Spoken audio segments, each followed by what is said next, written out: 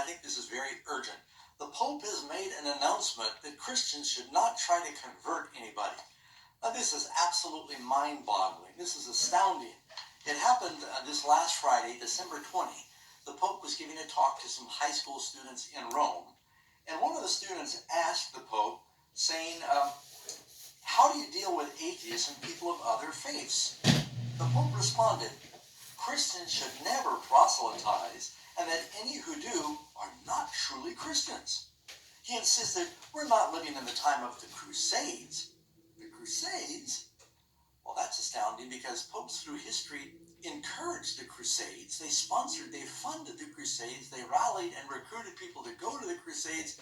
And so I guess the Pope is saying that those popes are fallible. They said the wrong thing. In front of an unbeliever, the Pope goes on to say, the last thing I have to do is to try to convince him. Never. Well, but I thought that's what the Lord told us to do, to try to persuade people for Christ. That's what it means to be a Christian. You know, I can't imagine a Christian saying, I'm never going to try to persuade someone else to believe. If people don't believe, they're lost. We want to persuade them to believe, because without faith, it's impossible for them to be saved.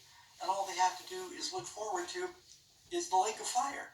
To say you don't care about persuading people is saying you don't care about the lost, or it doesn't matter what you believe. This is just shocking. You can read in Acts 18, verse 4. Paul reasoned in the synagogue every Sabbath and persuaded both Jews and Greeks. Paul would preach to anyone who would stop and listen, because he knew it was a matter of life and death. The Pope goes on to say, a Christian should never try to convince others of the truth of Christianity, but should simply give a testimony of the consistency and wait for others to ask about their faith. You don't do anything proactive. You just try to live the life and be sweet and hope someone is going to interrogate you about what you believe. That is not what the disciples did. Acts 26, verse 28. Then Agrippa said to Paul, you almost persuade me to become a Christian. And Paul said, I would to God that not only you, but also all who hear me today. Paul wasn't just being a witness, he was preaching. All who hear me today might be both just and almost altogether as I am, except for these chains. The Pope said, if someone says they're a disciple of Jesus, and they come to you with proselytism, they are not a disciple of Jesus. Well, what does proselytize mean? It means to induce somebody to convert to one's faith. Yes, this is called being a missionary. This is an amazing statement on several counts. First of all, it's unbiblical.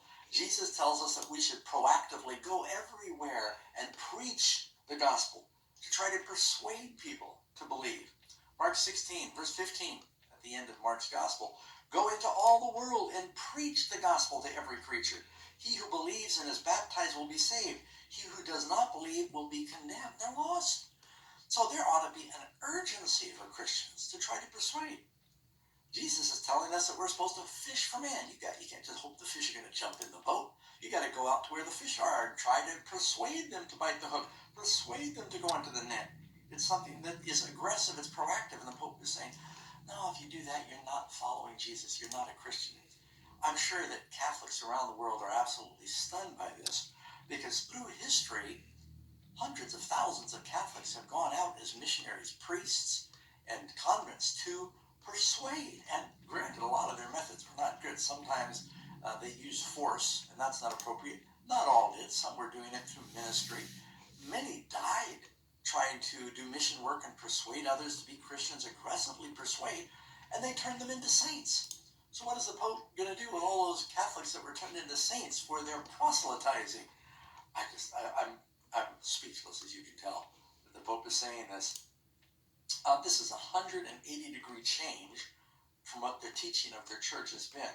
And he's basically repudiating also the Crusades, which was to go out progressively and to fight to win back Christian territory. He says it really doesn't matter what you believe. You know, there was a boy last year. Francis told this grieving boy his late father was in heaven, in spite of the fact that the father was an atheist, because the father allowed the boys to be baptized. This is a whole different kind of theology. The Pope is saying it doesn't matter what you believe. He's saying if you have a friend who's a Jew or a Muslim or a Buddhist or some other faith, you shouldn't try to convert them. That we're all children of God. It's almost like the gospel doesn't make any difference anymore, and what you believe in your faith doesn't make any difference. So, what is it, this incredible shift in the Catholic Church position, or most of the Catholic Church probably doesn't agree, but at least in what the Pope is saying. The Pope, being a Jesuit, he's sort of operating under a different set of rules right now. Some are wondering, for the Pope to say these outrageous things, is he just getting old and rambling? I don't think so. I think maybe old like a fox. I've got a theory, and I've said this before. For one thing, the Catholic Church sees that their numbers are being decimated right now by converts. In South America, the Philippines, and many other countries that used to be a Catholic stronghold, people are leaving the church in droves, partly because of the sexual scandals, but mostly because they're converting to Protestantism. The evangelical and charismatic churches have thousands, if not millions, of Catholics that are leaving the Catholic faith, and they are becoming Protestants. And the Pope is saying this. And in Europe, Catholics are even converting to Islam. The Pope is saying we shouldn't proselytize. He's saying it as though Christians shouldn't do it. What he's really doing is he's saying, stop proselytizing us. Now, you shouldn't be doing that. And the other thing is, the Pope clearly is trying to build a confederacy of Christians and other religions to form this one world religion where he sees himself as the ultimate leader, or at least his office as the ultimate leader. It seems like he's a lot more concerned these days with persuading people to aggressively fight climate change more than persuading them who are lost to find Jesus. Now, just referring back to what happened a few months ago when the Pope announced that May 14, 2020, he's calling the world leaders together to sign a global pact. And in that statement, listen to what he said. Same language you find in the news from last Friday. Never before has there been such a need to unite our efforts in a broad educational alliance to form mature individuals capable of overcoming divisions. See, this converting each other he sees as a division. And overcoming the antagonism, and to restore the fabric of relationships for the sake of a moral fraternal humanity. Pope Francis wrote in a message announcing the initiative, inviting people from the world to come and sign this global pact that is really all about climate change. And it says even this statement was made announcing the date, May 14, 2020, is on the anniversary of the Pope's encyclical called Laudato Si, which is on the environment.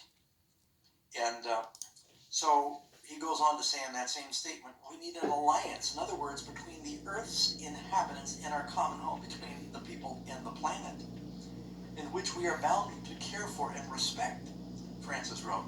An alliance that generates peace, justice, and hospitality among all people. Peace. Let's all get along. Doesn't matter your religion. Of the human family, as well as dialogue between religions. So it really is a consistent message. But the Pope has given up the idea that he's going to get the whole world to come on board as Catholics to accomplish the final ends of the church. They're probably going to be using something like climate change in the end. And they'll see him, or whoever fills his office, as the one who will promote these things. Well, friends, we are living in interesting times. Not only do you have this happening with this Pope making this astounding statement that Christians should not try to convert others, it's happening at the same time. The president of China this last week is saying that the Christians in China are going to need to rewrite the scriptures so it fits more with the political philosophy. Rewrite the Bible.